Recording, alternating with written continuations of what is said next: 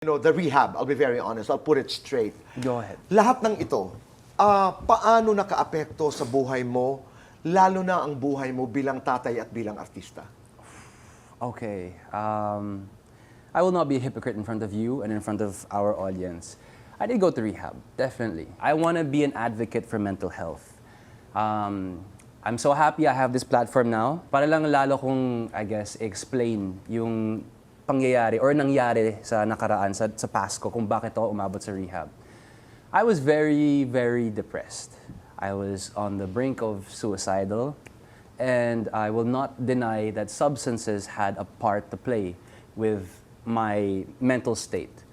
They don't help eh. Hindi siya nakakatulong. If you're already a person with a problem, meron kang pinagdadaanan, and there's other substances, other factors that are pulling you down, it's a hard pit to crawl out of. And so nag-rehab ako. I got out. For a time, I could counsel people. But in saying this, hindi ko sinasabi na I'm sober. Because once you have a sip of alcohol, it's counted as relapse. So relapse ka na.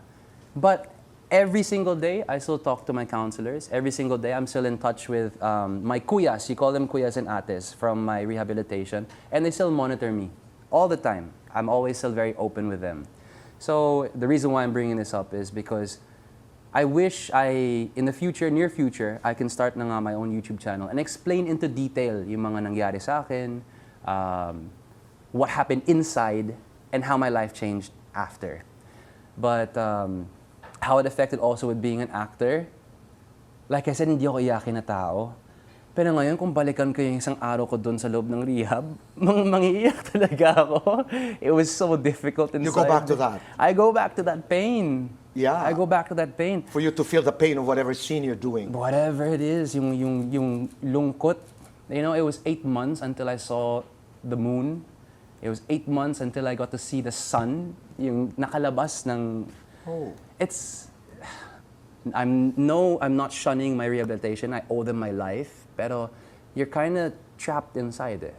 Hindi ka makakalabas until you get to meet your family again. And that was the saddest. That was the saddest thing. They'll make you realize kasi there's a purpose eh. They take everything away from you, so you appreciate all the things that are given back when you get to go out. And that broke me, And when I explained it to my dad, yung mga ginawa ko sa loob, yung mga pinapagawa sa akin, I learned from each and every single thing that we had to do inside. And it changed me as a person, it changed me as an actor. Yes, it made me deeper as a person, probably, yeah. Pero again, I'm not saying I'm perfect. Yeah. One day, what, 15, 20 years From now, Haley will watch this conversation. Maybe. And will know the story. How would you explain that to your daughter?